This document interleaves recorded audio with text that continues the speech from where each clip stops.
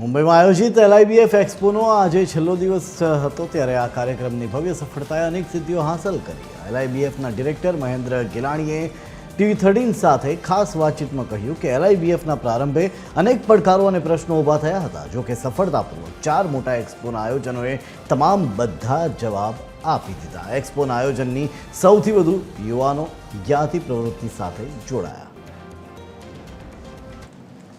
Mumbai Jio world convention centre ખાતે એલઆઈબીએફનું મોટા પાયે આયોજન થયું છે અને 200થી વધુ ઉદ્યોગકારો અને દેશ વિદેશથી અલગ અલગ 36 દેશોથી લોહાણા જ્ઞાતિના જે ઉદ્યોગકારો છે તે ભાગ લઈ રહ્યા છે। ત્યારે એલઆઈબીએફના આયોજન સંદર્ભે વાતચીત કરવા માટે એલઆઈબીએફના ડિરેક્ટર મહેન્દ્રભાઈ ગેલાણી આપણી સાથે છે।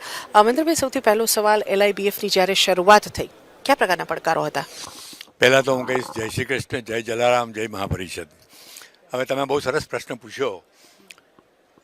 મહાપરિષદ એક સામાજિક સંસ્થા છે, એની શરૂઆત સામાજિક સંસ્થા તરીકે થઈ ને અત્યાર સુધીની એની એક્ઝિસ્ટન્સ પણ એ જ પ્રમાણે હતી। એમાં આ એક કમર્શિયલ એક્ટિવિટીની સાથે સંકળાયેલો વિચાર, અને તે બી આંતરરાષ્ટ્રીય ધોરણે એક ક્રાંતિકારક વિચાર હતો, અને એણે ઘણા પ્રશ્નો પણ ઉપસ્થિત કર્યા હતા કે ભાઈ આ સામાજિક સંસ્થાને માટે અનુરૂપ ગણાય, સામાજિક સંસ્થાએ આના પર શું કામ ભરવું હોય? ચેમ્બર ઓફ કોમર્સ છે, ફિકી છે, બીજી ઘણી સંસ્થાઓ છે કે જે આ કાર્ય કરે જ છે, તો આમાં કોન્ફ્લિક્ટ નહીં થાય। ઘણા આવા નાના મોટા પડકારો, એને માટે સાથ સહકાર અને ઉત્તેજન માટેની પ્રશ્નો ઉપસ્થિત થયા હતા।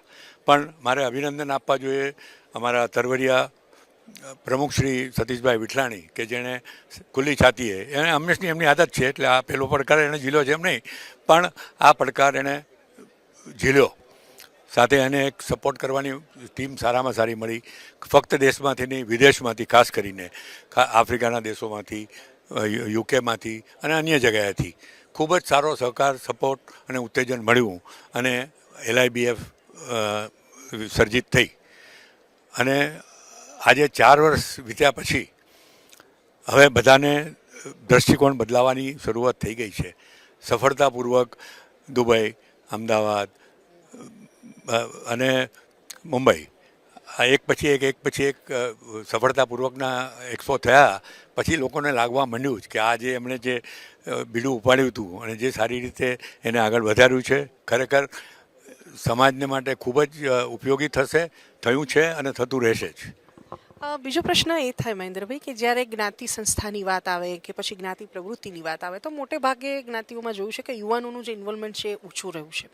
એલઆઈબીએફ શરૂ થયું તો હવે જે લોહાણાના યુવાનો છે એનું ઇન્વોલ્વમેન્ટ વધ્યું છે કે કયા પ્રકારે, શું કહો છો? ખૂબ જ સુંદર સવાલ કર્યો છે તમે કે સામાજિક સંસ્થા અને આજનું યુથ, આજે તો બધા જેન ઝેડની વાત કરે છે કરીને, પણ જનરલ એક્સપિરિયન્સ, હું સામાજિક સંસ્થાઓ સાથે ઘણા વર્ષોથી જોડાયેલો છું, ઘણા અનુભવો અને ઇન્ટરેક્શન થયેલા છે, પણ યંગર જનરેશનને આ પ્રમાણે એક વિમુખતા હતી કે સામાજિક સંસ્થામાં જોડાઈને અમે શું કરવાના છીએ। એ લોકોને એમનું કોઈ દ્રષ્ટિબંધુ, એમને પોતાને ચેલેન્જિંગ લાગતું એવું કે કંઈ ઇન્વોલ્વમેન્ટ માટે વર્થવાય લાગે એવો એવન્યુઝ નહોતા દેખાતા।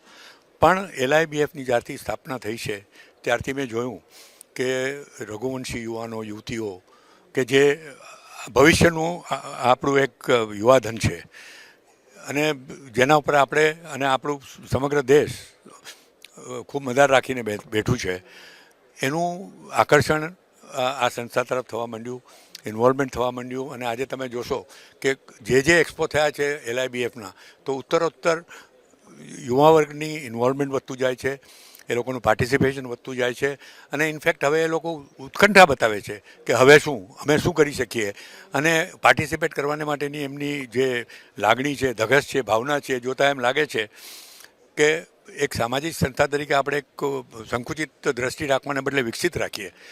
બિઝનેસ, ઇન્ડસ્ટ્રી, કોમર્સ એ પણ સમાજનો એક ભાગ છે, અને એને ઉત્તેજન મળે અને એમાં જો યુવાજન સાથે જોડાય તો એ એક ખૂબ સારું કામ શ્રી લોહાણા મહાપરિષદે કર્યું છે, એમ આપણે ગર્વપૂર્વક કહી શકીએ। તો આ હતા મહેન્દ્ર ગેલાણી, જેમનું કહેવું છે કે જ્યારે એલઆઈબીએફ શરૂ થયું ત્યારે અનેક પડકારો સામે હતા, પણ તે પડકારો પાર કરીને પણ એલઆઈબીએફ સફળતાપૂર્વક આજે આગળ વધી રહ્યું છે। અને મહત્વનું છે કે લોહાણા જ્ઞાતિનો યુવા વર્ગ સૌથી વધુ એલઆઈબીએફ મારફત જ્ઞાતિ પ્રવૃત્તિ સાથે જોડાઈ રહ્યો છે। કેમેરામેન ધર્મેન્દ્રસિંહ સોલંકી સાથે સોનલ લડકર, TV13 મુંબઈ।